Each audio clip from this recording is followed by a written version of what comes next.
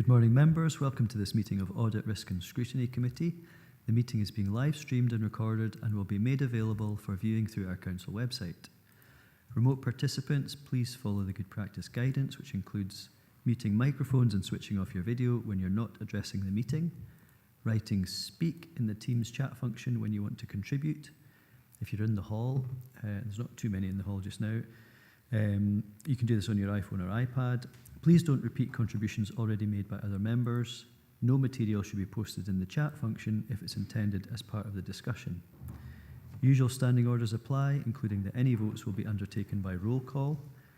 If any member has to leave the meeting, please either leave the Teams meeting for that period of time or write leave in the Teams chat function and then join when you rejoin the meeting, so we can keep track of whether the meeting is quorate. All members should speak clearly, taking their time and speaking directly into the microphone when making contributions. When referring to reports, please provide reference to the relevant page and paragraph to allow for everyone to follow. Please focus contributions on areas where clarification is required or to propose an alternative to a recommendation. That's that out of the way, thank you. So, Cedrin and apologies. Claire.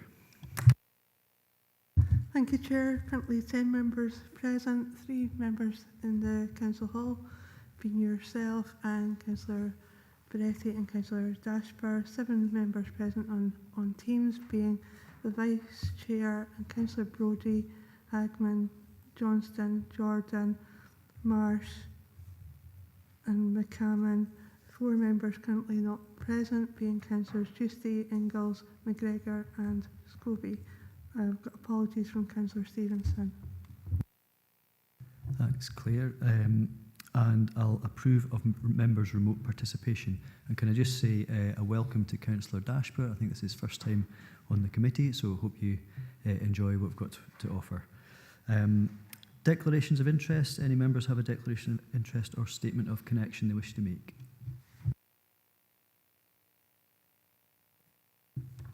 No, I don't think so. Can't see any hands up anyway. So, minute of previous meeting of 16th of April. Are we happy to approve the minutes of the meeting? Nods of heads in the room. And a thumbs up. So, is that a notice of apologies for Councillor Ingalls? Okay. Thank you. So, item 4 is Audit Scotland Report, Best Value, Thematic Work. Peter, Lindsay and Heather Carnathan are here to assist if members have any questions. So, is there anything you'd like to add to the report? I was just going to do just a brief intro, Chair. Yep. Okay, go for it. Thank you. Well, our report presented to you today, it follows on from our previous Best Value thematic report, which was on leadership and was presented to the November Audit, Risk and Scrutiny Committee. And that work was undertaken by us, the local audit team. But there was a change this year, and this year's BV work in the report today was undertaken by my colleagues in Audit Scotland in the Performance Audit and Best Value group, with input from us, the local audit team, as and when required. This approach is being replicated across all Scottish councils this year to ensure consistency in reporting judgments and to compare and contrast across the reports. So it should be helpful for the council itself. So Dumfries and Galloway Council was included in the first tranche of the Best Value work this year, and officers will be able to look at other councils' reports as and when they become available. The PABV staff involved in the work in Dumfries and Galloway Council unfortunately couldn't be here today because they are now working on other Scottish councils' Best Value work. So we are of the view that the report here today is a positive one, and that the council's covering report succinctly captures both the key messages and areas for improvement included in our report. We're satisfied by the work proposed by officers to address the recommendations in the action plan, and we would also like to record our thanks and appreciation to all of the council officers involved helping out in the audit work for their support and assistance during this piece of work, and I'm happy to take any questions with obviously assistance of officers. Okay, thanks very much. So do we have any questions from members? Obviously we've got 4.2 outlines the 5 areas for improvement that are recognised in the report, so I'm just wondering if anybody wants to ask a question about that, or if any officer wants to give a little update about how they're going to be taken forward. Councillor Beretti. Yeah, thank you, Chair. Apologies, I had a coughing fit before I came in, so I had to just take a moment to breathe. Page 21, I noticed that there's 8.6% turnover of staff. What is that in relation to other years? How is that impacted? And also on page 29, where we already have this figure because it's come in front of councils before, where we've got 28% of response rate to surveys that we do. How is this in relation to other councils' percentages of staff reporting to surveys? Thank you. So I don't know who'd prefer to pick the elements of that up. James?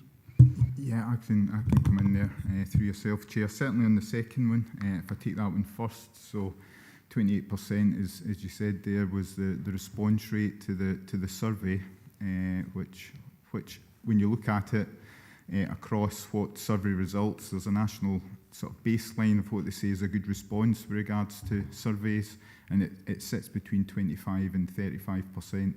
That's a sort of national trend for a good response. So, as I say, sitting at 28%, it's sitting in there, as a sort of a good medium level of response. It's probably worth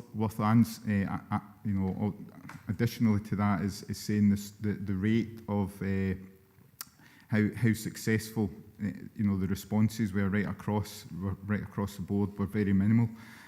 So again, it's given us a good level of reassurance with regards to, firstly, the survey results and what the survey results were saying. If we go to the first question, round about the... Sorry, I'll just interrupt you. Councillor Driver, I think you might want to check your phone settings there. It's maybe a wee bit distracting for members in the committee.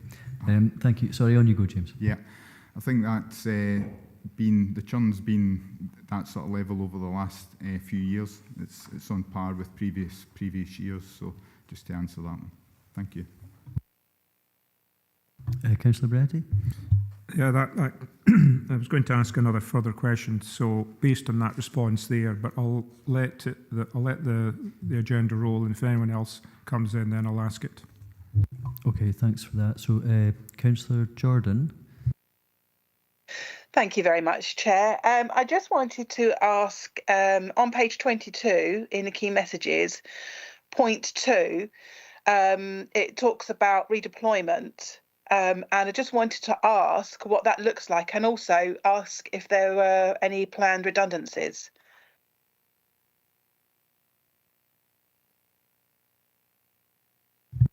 I think it's back to you, James. Yeah, absolutely. I can certainly answer part of that question. So redeployment within the council comes under DG Transform. So DG Transform policy and procedure is a policy and procedure we've had for a number of years, and it's there to support staff through that transition, through changes that have come their way in their employment.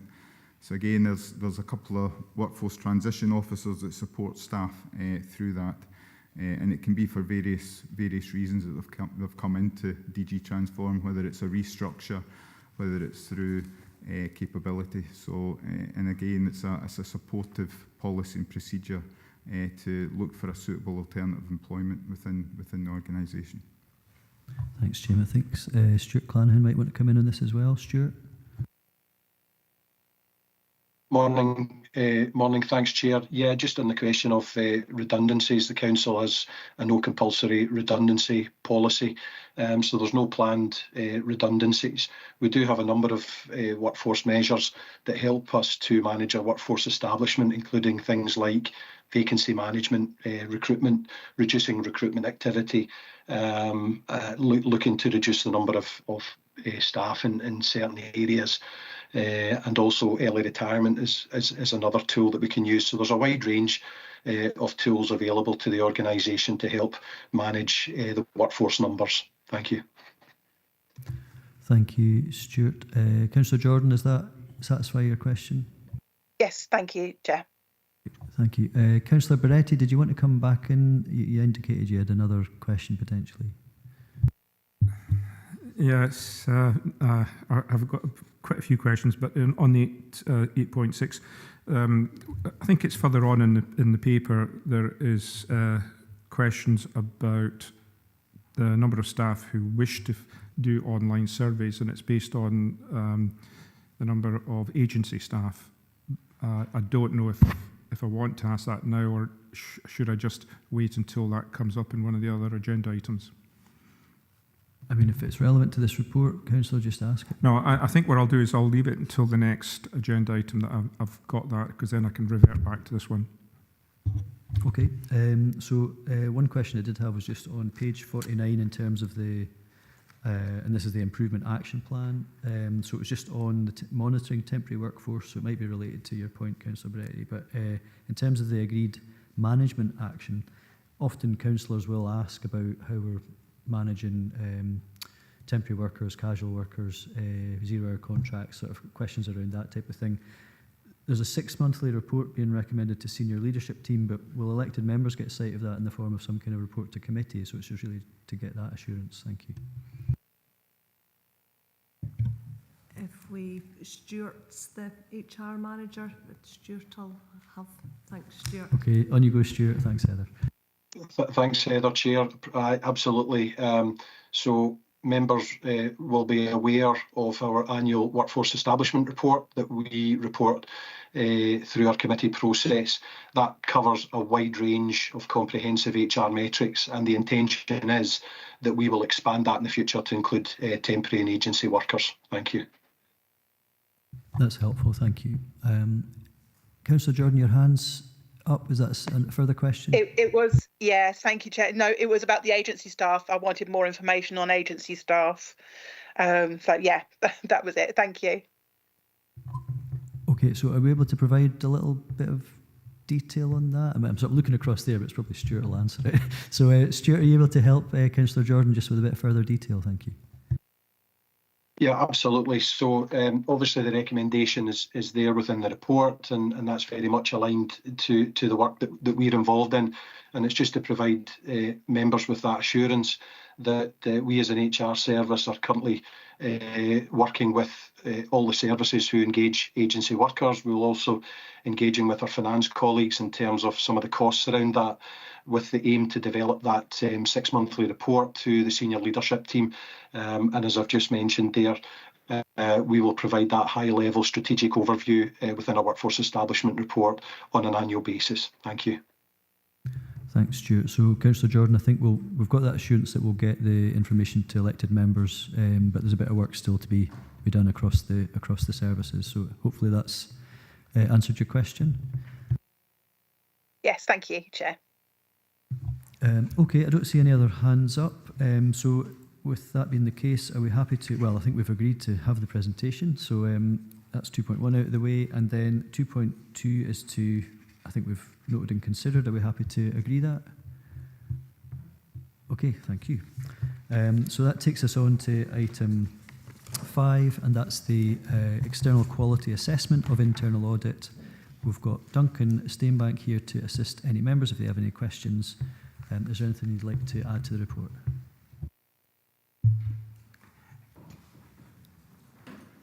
So I think, Richard, do you want to say a few words first? Thank you, Chair. Just one brief introduction to say this report was drafted in February before the council restructure, so apologies to those officers whose job titles are no longer current. They were correct at the time. No, that's helpful, and I think it's time sensitive, so it's one of those things. So I think Duncan, you're online, but feel free to add a few words to your report by way of introduction. Thank you. Thank you, Chair. Just to introduce myself, I'm Duncan Steinbank. I'm the Chief Internal Auditor for Mid Lothian Council. As part of the Scottish Local Authority Chief Internal Auditors Group, we operate a self-assessment as an external assessment across Scotland, with Chief Internal Auditors doing assessments of different authorities. This is required under public sector internal audit standards to be completed every 5 years. The report in front of you demonstrates partial conformance in 9 of the standards areas and a general conformance in 5 of the areas, although I would highlight that since the review of the 19 recommendations. One in relation to the risk-based plan for the year has already been mostly implemented, although no, Richard's got further improvements coming forward for the 25-26 plan. 6 further actions have also already been implemented. A further 6 are to be completed by the end of September 24 and another 4 by June 25, which should hopefully give plenty of assurance to the committee that those elements picked up as part of the review are being taken forward. I'm happy to answer any further questions the committee may have. Thanks, Duncan. So over to members. Councillor Beretti. Yeah, thank you, Chair. Page 63.622, and I'm assuming that also corresponds to page 77 on the appendix item D and the very first section, which is in red, and I'm assuming red is obviously not very good. Is there an explanation for this? Thank you. Over to you, Duncan. Yes, so that refers into there. Obviously, public sector internal audit standards, which suggests that there needs to be that unfettered access for the chief audit executive to senior management within the organisation. We had recommended that consideration be given to the chief internal auditor reporting slightly differently through the organisation. Obviously, Dumfries and Galloway have gone through their own restructure and review of that management organisation and deemed where the chief internal auditor sits as appropriate. I would also point in respect of kind of dealing with that as a whole. There are now going to be regular meetings arranged between the chief internal auditor and the chief executive, which will assist in providing that unfettered access to senior manager under recommendation 3. I'm not sure whether anybody else from the Dumfries and Galloway management would like to comment further in respect of that. Thanks, Duncan. So yes, so can anybody else add to that, Richard? Thank you, Chair. Just to reassure you that independence is also my ability to speak to the relevant officers as required. I do issue internal audit reports in my own name. BLAD does not scrutinise those or change those before they're finalised. I am able to meet with you, Chair, if I wish to do so, and indeed with the Vice Chair, and indeed with any member of the senior leadership team to discuss issues. So I don't feel that my independence is compromised through my placing in the management structure of the council. And just on the point of, I'll bring Vlad in a minute, but just on the point of the sort of unfettered access, presumably the new sort of proposed working arrangements allow that independence as well at that level. The practicalities of this is I'm able to approach any senior manager within the council to raise concerns as I see fit, not going through Vlad. But I don't know whether Vlad will wish to comment. Thank you, Vlad. Yes, thank you, Chair. And that question hopefully is addressed within the appendix action plan and the management response, which importantly, as Richard points out, he's got an open door to access all areas, first and foremost. He's got an open door to access all senior officers, including the Chief Exec direct, and also direct link to Chair and Vice Chair of this committee. We obviously have a structure in place, and there are 32 local authorities, and not one of them are identical in that structure, and therefore the internal audit function sitting there within that governance and HR function, I think is appropriate, and it's working, I think, very well. And as Richard's mentioned, their internal reports are internal reports for internal audit, not for myself. I may well input and query matters, but ultimately the internal auditor reports to you with that unfettered access to you through this committee.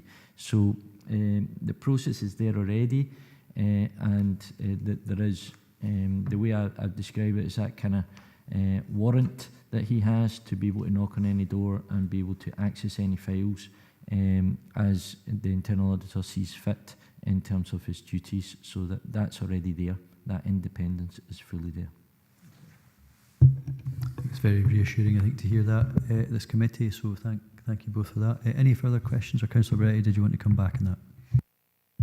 No, I think, as was being said, it would be interesting to see once the new organisation starts to embed itself in how this moves forward. But we'll clearly, as members of the committee, keep an eye on that in the future. Yep, noted. So I don't see any other hands up on this one. So I think with that, thanks Duncan for that, and also I think we've noted and commented on that report. So are we content with that to move on? Okay, thank you. That takes us on to item 6, which is review of council-wide risks, climate change. We've got Mark Thompson here, Simon Fieldhouse and Sarah Farrell, I think, named here to assist members if they have any questions. So anything you'd like to add to the report before opening up to members? Mark? Thanks, Chair. Just to note that neither Simon or Sarah were unavailable to actually attend today as well. However, I'll be more than happy to field the questions. Okay, thanks for that. I wasn't sure if they were online and I just couldn't see them, but thanks, Mark. So, Councillor Beretti. Strange. Page 86, Mark. My favourite question. How many staff and elected members within D&G have now done the carbon literacy training? And would that mean if we had more, would our bronze possibly go to silver? Thanks, Councillor Beretti. That's unfortunately not a question that I have the answer to at this moment in time. However, I'd be more than happy to follow up and provide that answer for you. Okay, thank you. So we'll just take that as an action, presumably. Any other questions? I don't see any hands up online. Oh, sorry. Councillor Marsh.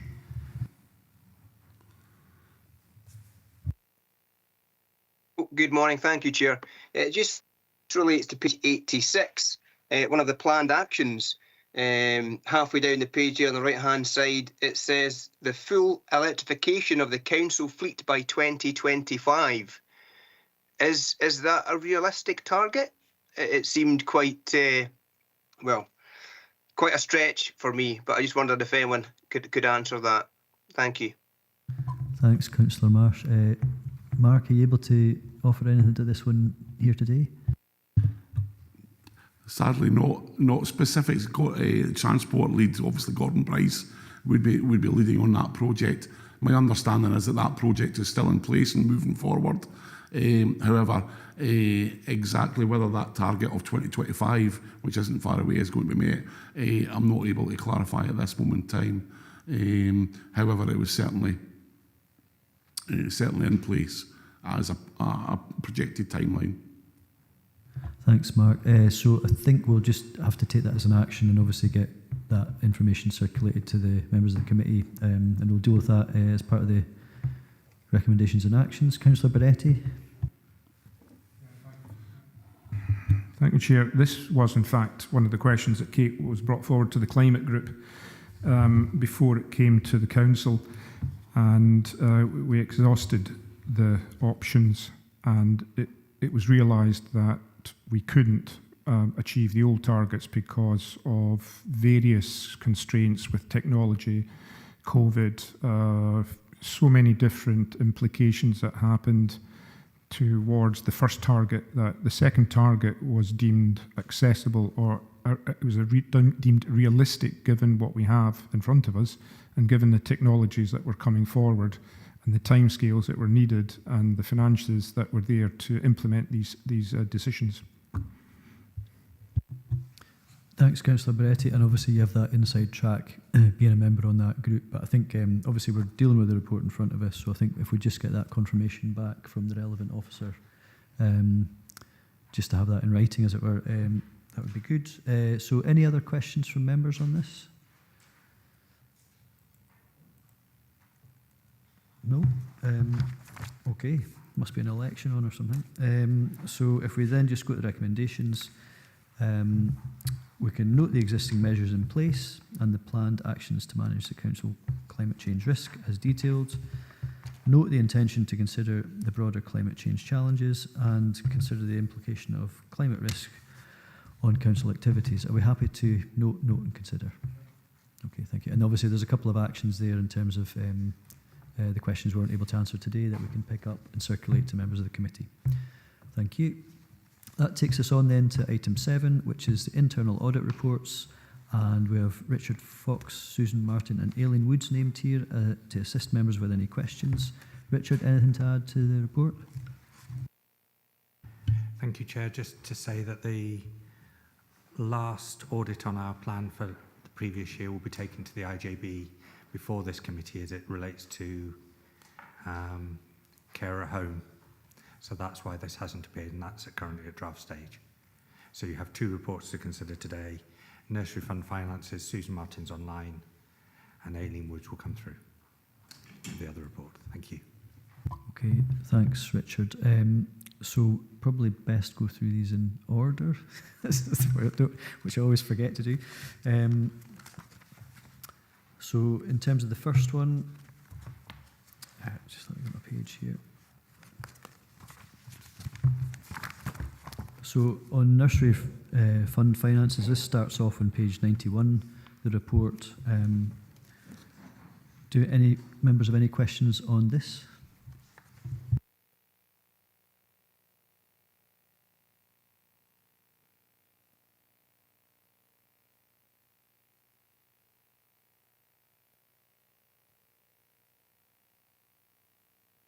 Councillor Bretty.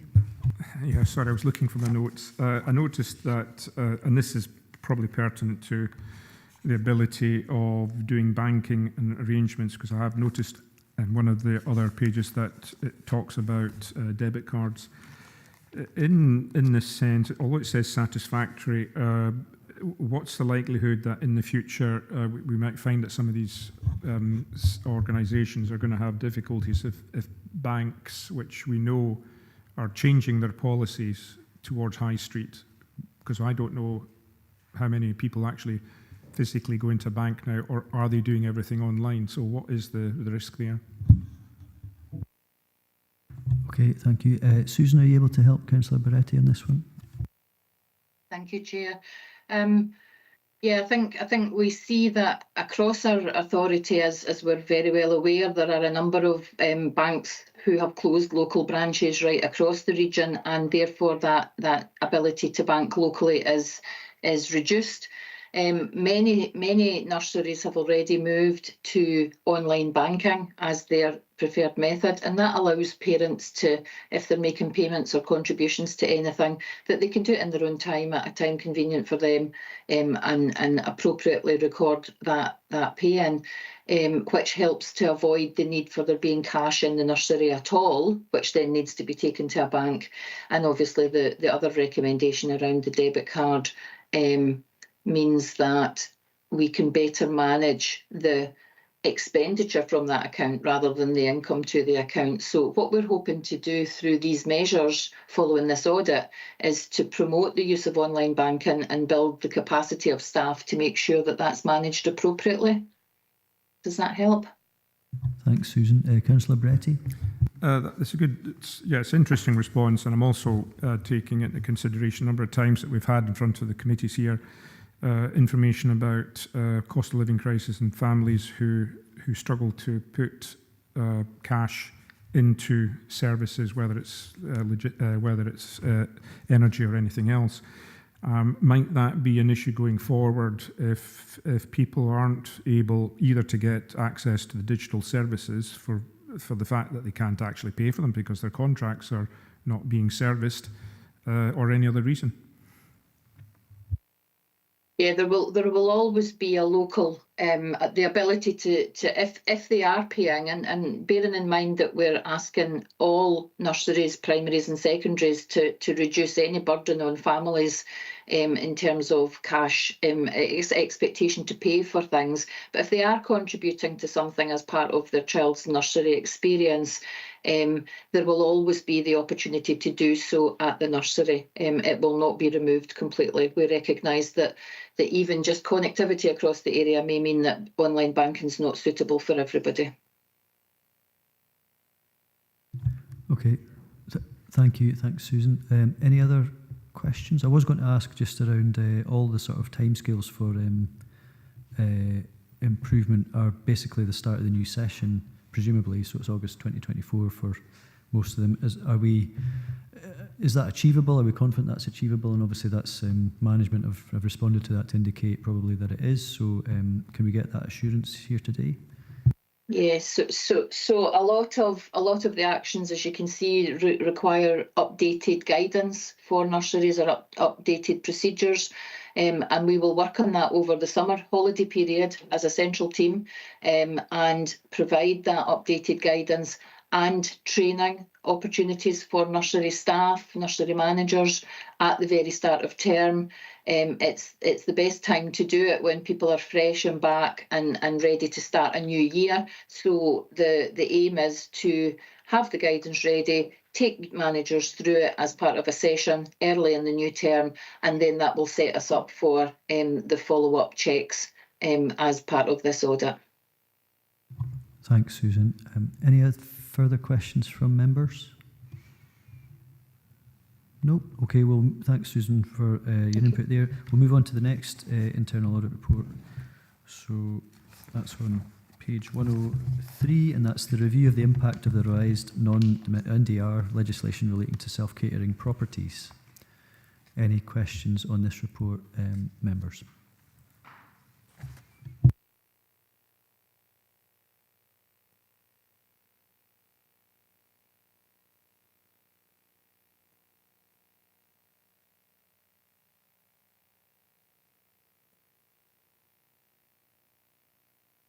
Councillor Bretty? Yeah, it's. I think again, it's one of these things. It's an activity in an area where we know through our own attempts to turn Dumfries and Galloway into a destination zone for people wanting to come and view our beautiful scenery and fresher air. Is this something which, because I know you've got on page 107 for properties accepted as self-catering, there's no actual, if I'm not mistaken, there's no actual guidelines. I think I've read it in one of the comments, but I also noticed that on page 111, owners of properties that don't fit or don't follow the agreement or the guidance, there's council tax. Now, could someone explain the differences between the if you're in a council tax and if you're a property that is 140 days, I believe? I'm a little bit confused there, or probably because I haven't read this absolute clarity. Okay, thanks, Councillor Bretty. Can anybody assist just with that that distinction?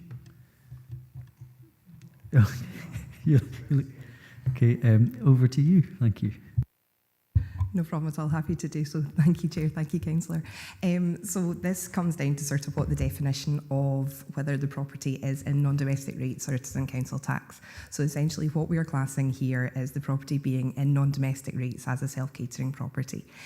So your council tax is being your sole or main residence that you pay council tax on as your sole or main residence, as your property that you stay in, that you pay council tax in. The self-catering property is the definition of the property when it is in non-domestic rates. So it is classed as a non-domestic property that somebody is not living in. It is therefore a non-domestic property, and it is classed as self-catering, so it's therefore used as a business. And in order to be classed as a self-catering property, the property therefore has to now be available for rent for 140 days in a calendar year and can prove 70 days availability. It can prove 70 days actual letting. And we are now seeking evidence of this for a property to remain in non-domestic rating. Yeah, thank you, Chair. That's cleared it up. Thank you. Okay, thanks, Aileen. And just on that, we did hear recently at the Economy and Resources Committee about part of the challenge in, I suppose, for the assessor and the piece of work that had to be done to sort of, I suppose, administratively figure out which property has been used for what. I mean, that seems quite onerous. So does that have an impact peripherally on the type of work here in terms of the assurances being given?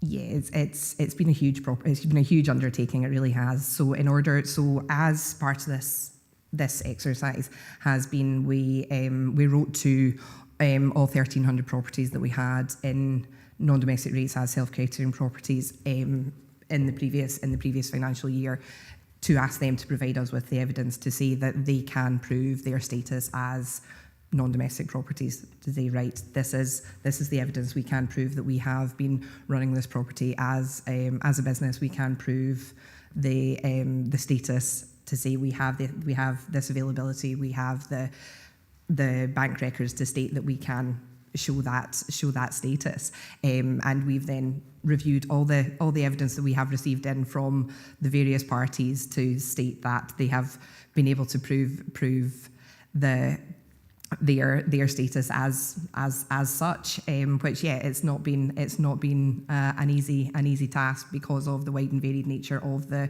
evidence that we have received from the parties, and this is something that's been legislatively driven and something that we are now doing on an annual basis. So we are now we have done the first year of this, and we are now refining our systems on the back of findings that Richard has found and that we have found ourselves, and other colleagues nationally have worked to deliver best practice of this, and moving forward how we're going to deliver this for the years to come. Thanks, Aileen. And just in terms of the action plan, so on page 111, a lot of the timescales there, I presume they're either now complete, and can you give that assurance, and or there's some that say May, June, for example, so they might be still in progress, but this relates to, we will set up a process to ensure management reviews these. So I take it these processes have or are in the process of being set up?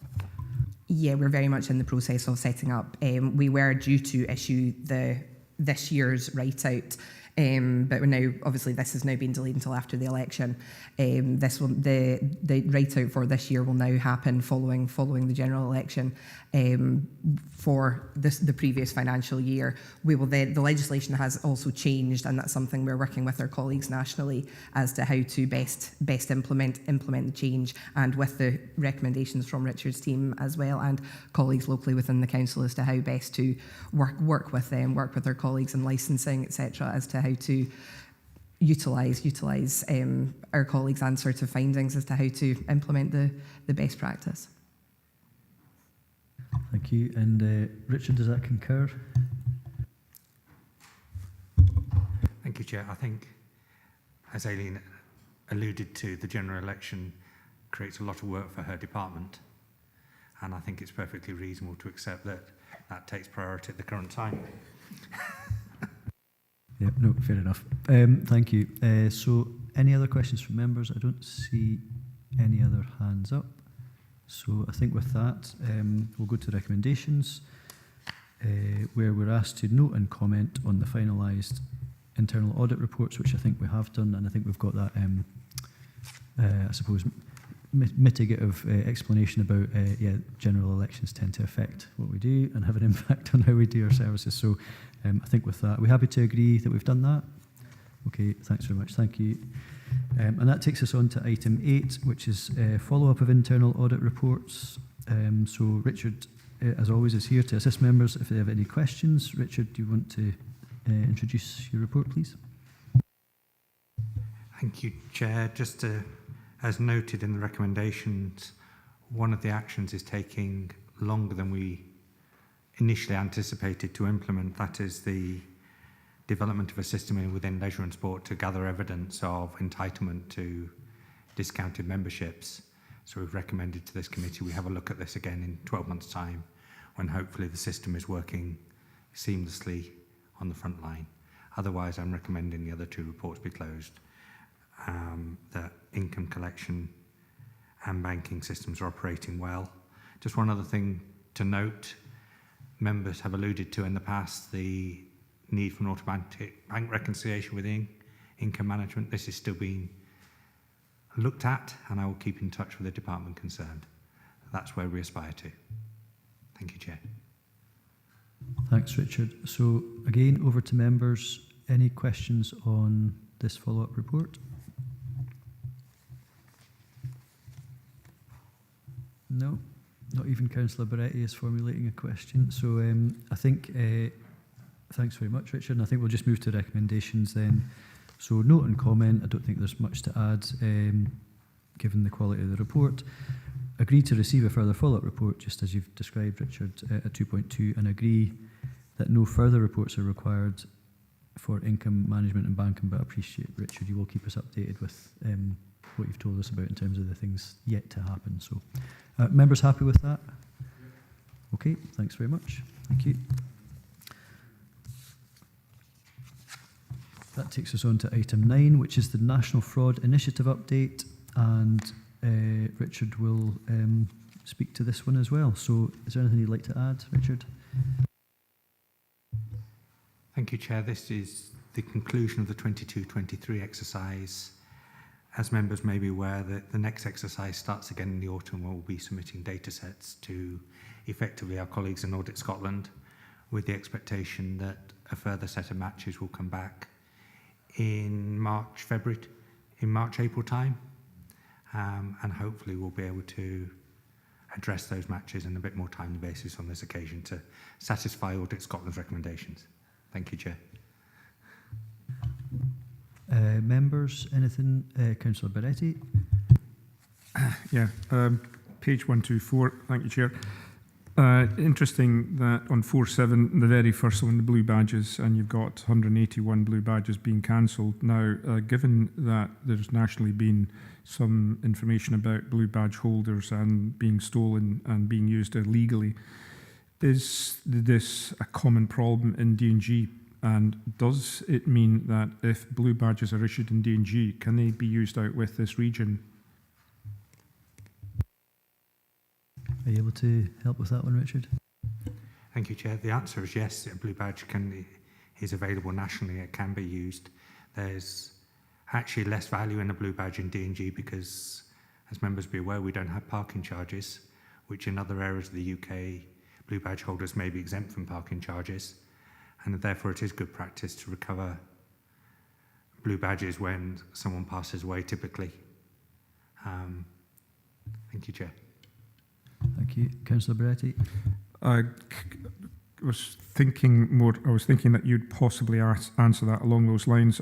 My point would be that we know that in D&G there is no parking charges, but the fact is that is this something that we'll probably have to keep an eye on because of criminal intent to try and steal blue badges from the D&G area if they have a value outside D&G, which I'm assuming you're potentially thinking the Cumbria and Northumberland being the closest, but it's something that, again, we would keep oversight of, or we'd see this information coming even to other committees, police, fire and rescue and stuff like that. So, are you able to give a response to that? Or? Thank you, Chair. I hadn't really been thinking along the lines of blue badges actually being stolen. I was thinking more about blue badges being continued to be used by relatives. I am aware that within the blue badges, parking wardens in other areas of the country are able to scan a blue badge inside a vehicle and will identify immediately where it's cancelled. So even if they don't get the physical badge back, they routinely do check to see if the badge is valid. So it is good practice through this NFI exercise to at least cancel them, even if we cannot recover the physical badge, because it does help people elsewhere in the UK. No, I think that's, sorry, Chair, I think that's a very useful because it's something that I've seen sight of, but I wasn't quite aware of the dynamics. So I think Richard has actually done quite useful piece of information. Thank you. Thank you. And Vlad, did you want to add something? Yes, thank you, Chair. It's probably been answered already, but first and foremost, the process for applying for the blue badge has been tightened up. So that's the first step, and that's nationally been done, not just within Dumfries and Galloway. And the second step is, in essence, the various kind of safety and quality checks that we do, and obviously what's in front of you is one of those in terms of ensuring that the data is correct and those that have a blue badge are entitled to it. Thereafter, obviously, if there is anything such as theft of blue badge, then that is definitely a police matter, and that will be for the owner of the badge to obviously report that through obviously Dumfries and Galloway in terms of letting us know and also informing the police if there's been an actual theft. Thank you. I've not seen any other questions online, but I did want to ask just on page 124 where it's talking about duplicate creditors and VAT overpaid. Where it's it's alluding to the matches that were identified, etc. But is there even though no errors were found in either case, is there a significance in the number of matches that are found in terms of how we're recording information, and does that need, or is that just describing the return on the search? It's just to get an understanding. Are we double counting things and then it turns out it's fine? But is that an administrative burden, or is it just describing the numbers, as it were? The number of matches alludes to the way that the NFI identify possible matches. So, for example, they use different. There are a number of reports that are produced, as we alluded to. There's 7 reports and using different criteria.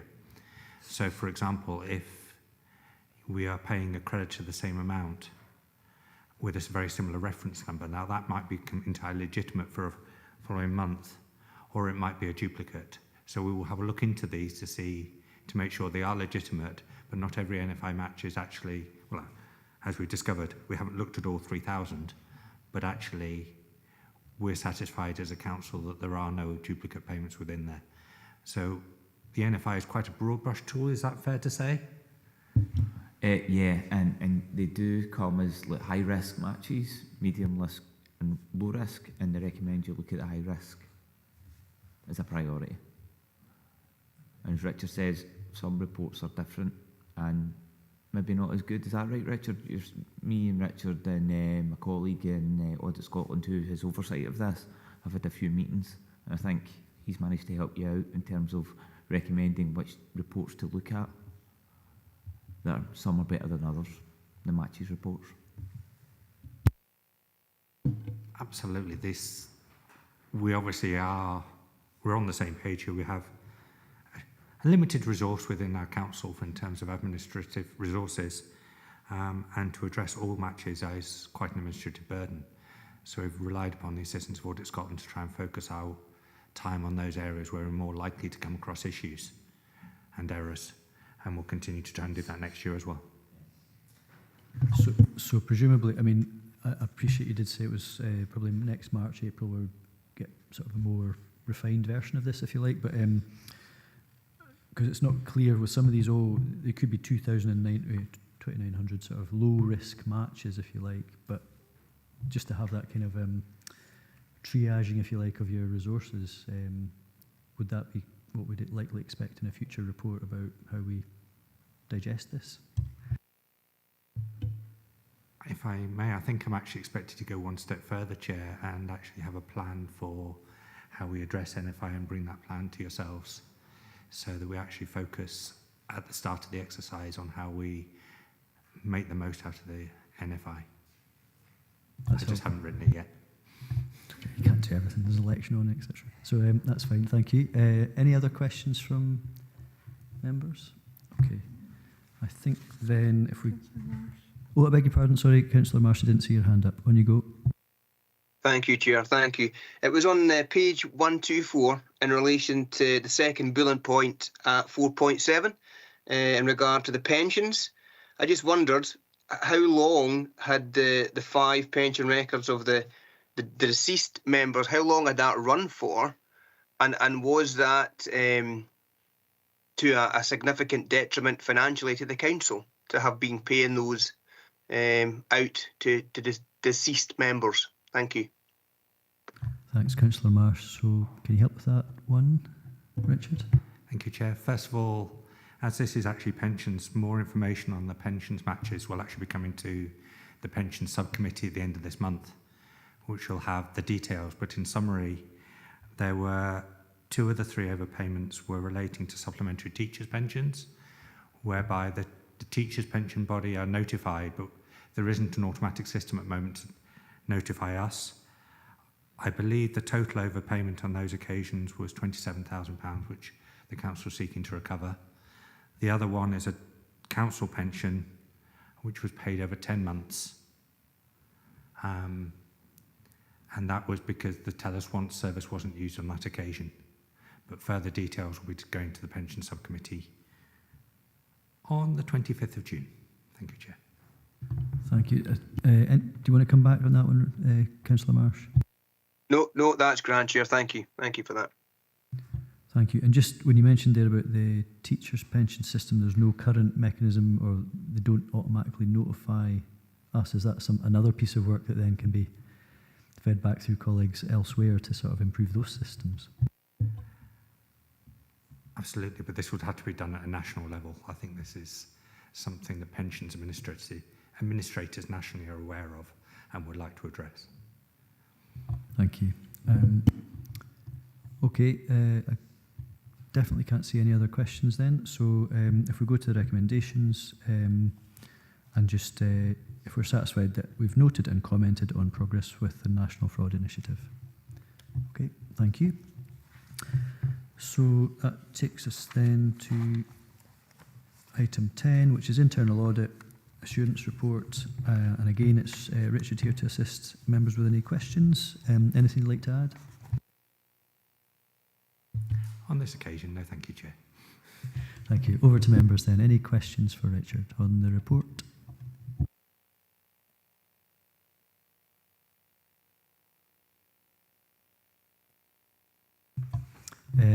Evidently not. So are members happy to note the Internal Audit Assurance Report? Yes. Okay, thank you. And that takes us on to item 11.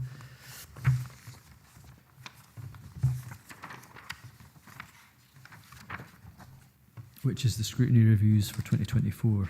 Fraser is here to assist members if they have any questions. Fraser, do you want to say a few words to this report? No, thanks. Chair, obviously this is the sort of the annual report the committee receives to identify which scrutiny reviews they wish to undertake. Obviously I'd written out following the previous meeting and received the various suggestions there with kind of relevant feedback, but still got a chance today if there's any other reviews you'd wish to consider, and I'd bring a report back after the summer recess with more detail on any of your chosen reports and specifically what we'd look at and how they would work.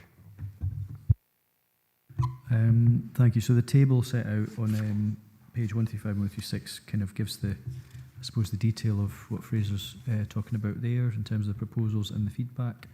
I mean, there's a fair bit to be going on with, so we'll look forward to those coming back to members in this committee. So any comments or questions on this?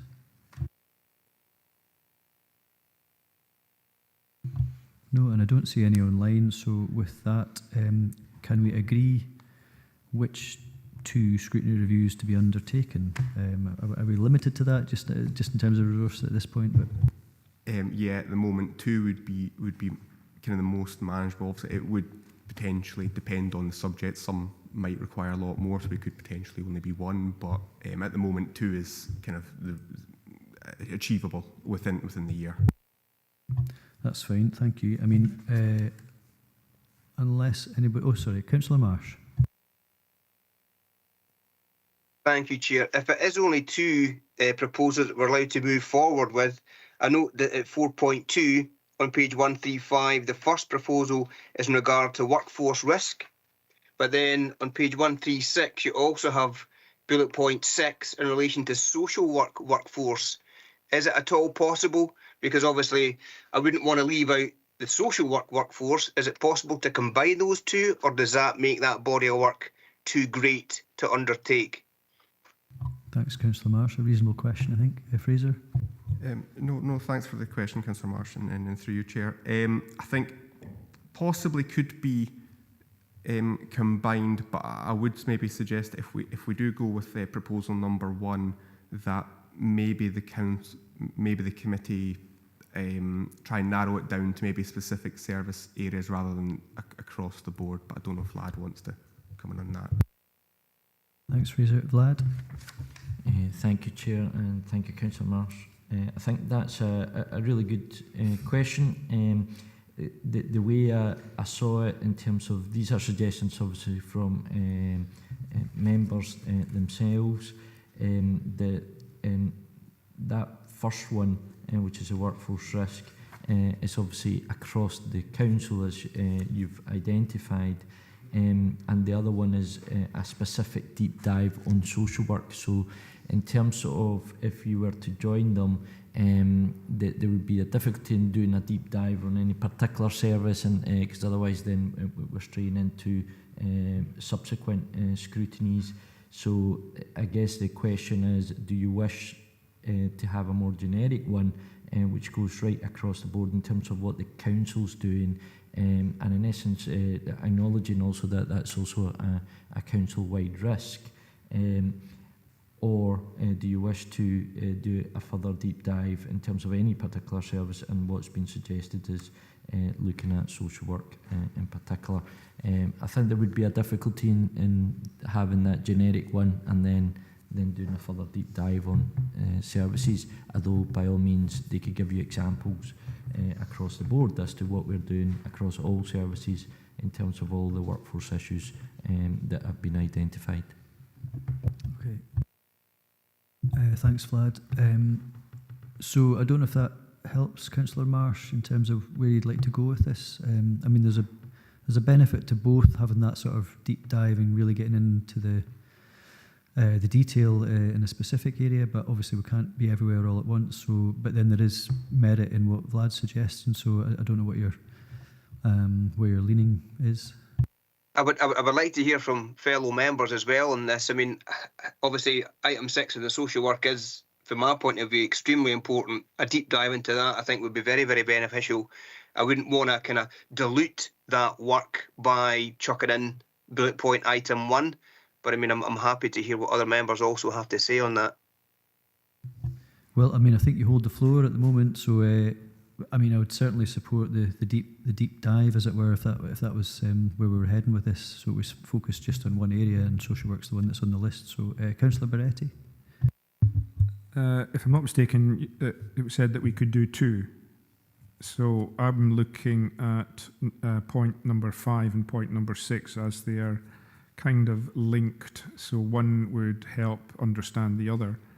So it's the looked after vulnerable children and the social workforce, because they are kind of linked.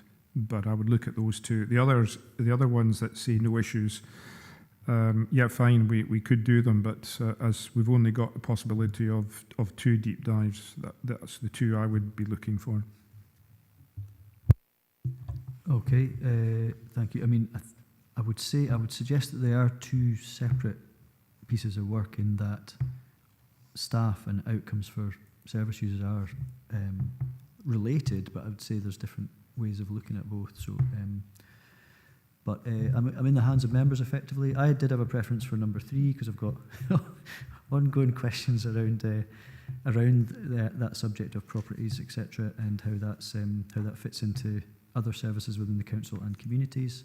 But as I say, I'm in the hands of members, and there seems to be a drifting towards the item number 6, which is the social work retention one. So are we happy to at least agree that one, and then we can have a chat about the other one? Okay, so thumbs up for Councillor Marsh there. So I think that's definitely one of them. And then in terms of the other one, Councillor Barretti, you've talked about outcomes for looked after and vulnerable children. I suppose, is any member otherwise minded?